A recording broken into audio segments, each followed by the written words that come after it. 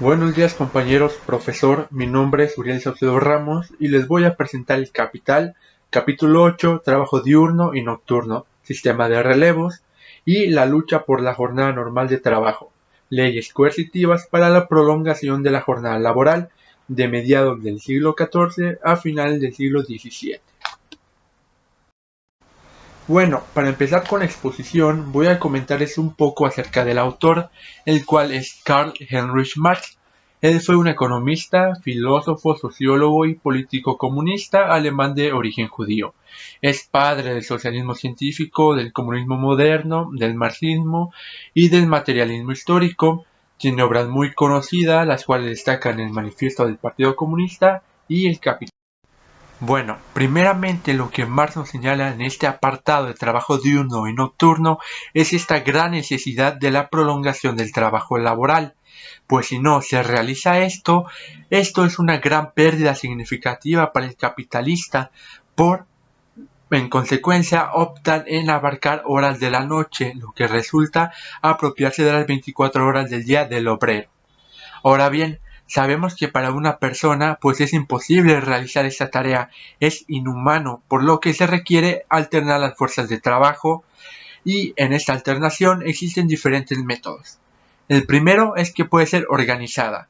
Esto quiere decir que una parte del personal realice el trabajo diurno una semana y el nocturno la otra. De igual manera, el propio Marx nos marca dos cosas muy interesantes. Primeramente, que en domingo también se apropian de las 24 horas y, en segundo lugar, nos habla de cómo se compone el personal obrero, en donde pues podemos ver una gran variedad de edades, pues hay de adultos hasta niños y también se explota a la mujer. Entonces Marx hace una importante crítica a este sistema, señala que aparte de los efectos que puede traer consigo el trabajo nocturno, de igual manera toma las palabras de un informante oficial inglés que hace una crítica también a este sistema donde participan niños, donde lo etiqueta como verdaderamente pavoroso. Pero entonces Marx hace algo muy interesante y es que nos pone en la perspectiva del capital, los cuales según él suelen hacer silencio sobre este sistema y que solo lo hablan en su forma normal. Nos pone, por ejemplo, a los señores Naylor y Becker, los cuales ignoran o piensan que este sistema no trae efectos negativos a los empleados y que de alguna manera hasta es beneficioso. Pues sí, siempre si tiene el mismo periodo de descanso se podrá dormir mejor. Y así, Marx nos menciona otros ejemplos para entender la otra perspectiva. Por ejemplo, también tenemos el señor Ellis de la fábrica de hierro, que menciona que estaría más de acuerdo con que se implementara una ley que prohíba el trabajo a menores de 13 o incluso de 15 años, a que se implemente una ley que prohíba alternar con el horario nocturno. Entonces, aquí claramente podemos ver de qué va esa perspectiva, de una forma en la que el propietario intenta ver lo positivo de este sistema, aunque sea forzado ver ese punto. Es claro que es más que nada por la pérdida de ganancias que supondría el trabajar menos, por lo que dicen que la salud no afectaría o cosas así. Y esto es precisamente lo que critica Marx. Para esto, tomar otro ejemplo, el de los talleres Cíclope de hierro y acero, en donde el gerente realiza unos comentarios muy inquietantes para Marx.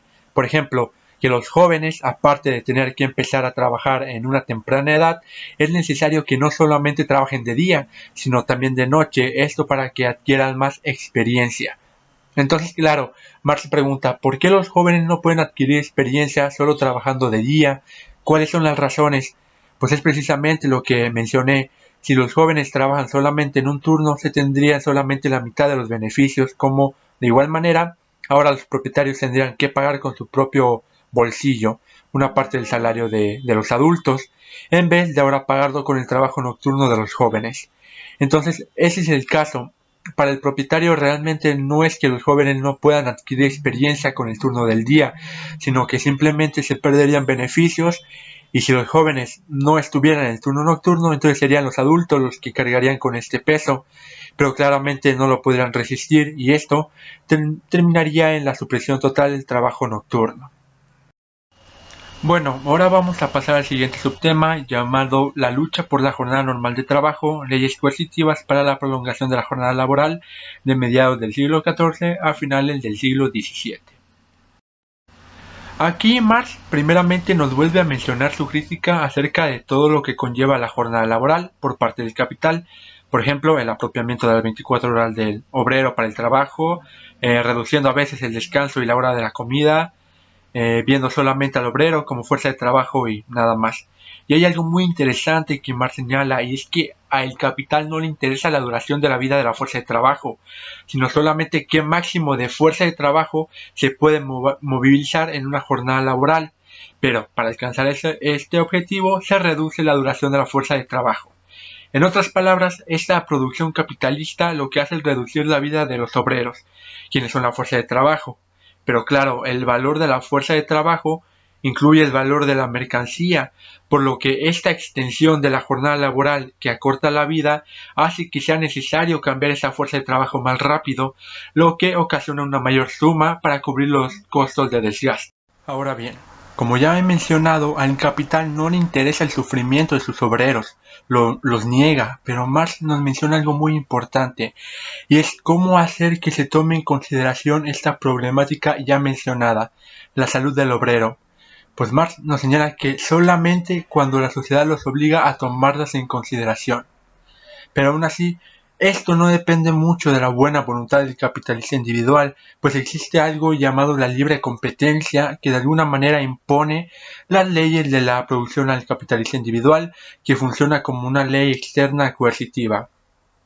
Entonces aquí, como dice Marx, hay una lucha entre el obrero y el capitalista, y esta se ve mediante las leyes. Por ejemplo, tenemos las leyes laborales inglesas, que prolonga la jornada laboral, y la moderna legislación fabril, que abrevia la jornada laboral. Asimismo, se nos habla de un crecimiento en cuanto al sistema capital, es decir, cuando el capital está en su estado adulto, el trabajador libre, en consecuencia del desarrollo del modo de producción capitalista, ahora se presta de una forma voluntaria, o sea, socialmente obligado a vender todo el tiempo de su vida activa, o sea, su capacidad de trabajo.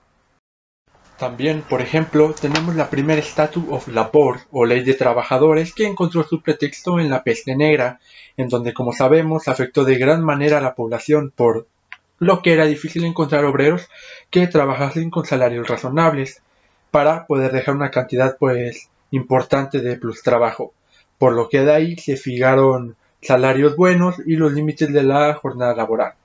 Pero estos límites son los que le interesan a Marx, pues nos señalan que la ley de 1496, la jornada laboral de los artesanos debía durar de las 5 de la mañana a las 7 de la noche, pero ojo, las horas para las comidas eran 1 hora para el desayuno, 1,5 horas para la comida y media para la merienda, el doble menciona Marx de lo de su época. Entonces en esta parte pues es precisamente esto, esta lucha que se ha hecho para mejorar el horario laboral que sí ha dado frutos, pero que de alguna manera se ha adecuado para volver a lo mismo, pero en donde el capital pues no lo toma en cuenta en la época de Marx. Y bueno, como conclusión tenemos que lo que nos señala Marx es muy importante e interesante, independientemente de si concuerdas o no con sus ideas o si son útiles hoy en día. Este texto nos da una diferente perspectiva en cuanto a cómo funciona de una manera más profunda el sistema capitalista.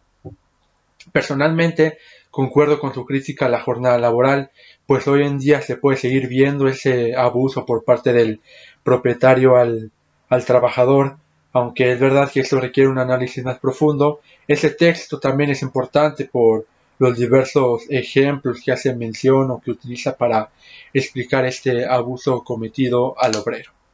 Muchas gracias por su atención.